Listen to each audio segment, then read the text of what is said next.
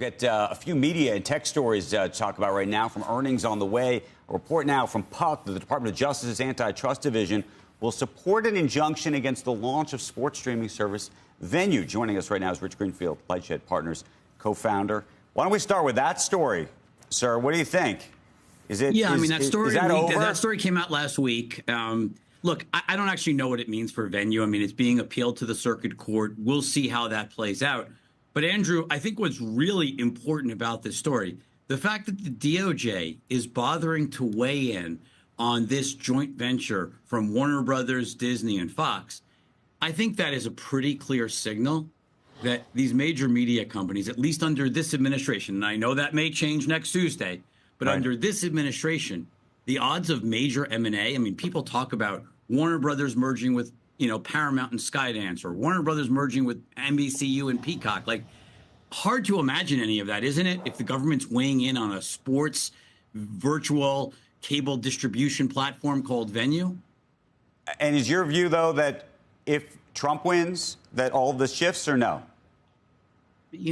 Look, you tell me who's going to be in charge of the DOJ. I mean, obviously, J.D. Vance on the campaign trail has said relatively nice things about, Lena Khan and in terms of current people in the administration. But whether J.D. Vance's views matter as the vice president relative to what Trump wants or who Trump wants to be head of the DOJ and the FTC, I think at the end of the day, the VP doesn't matter that much. And so Trump hasn't opined at all on any of these topics.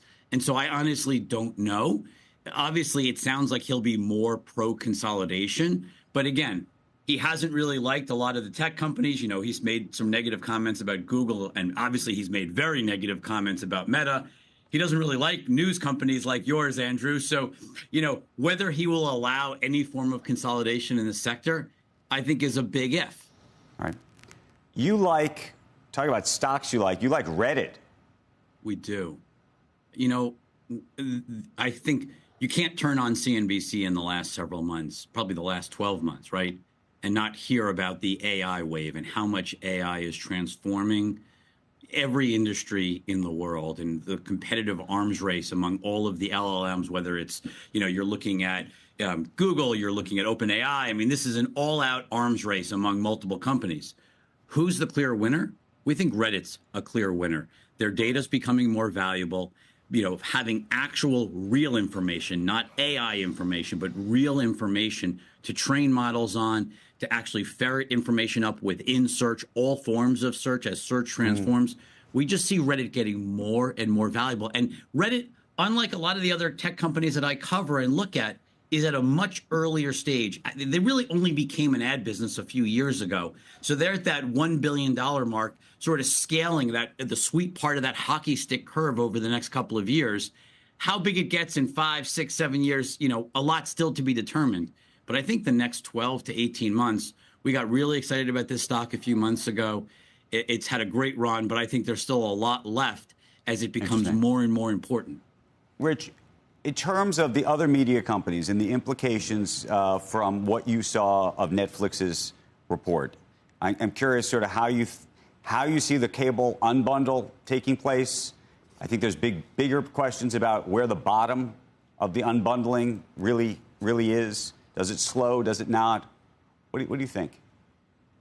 Well, look, I just heard the head of your company, Brian Roberts, spoke a few weeks ago.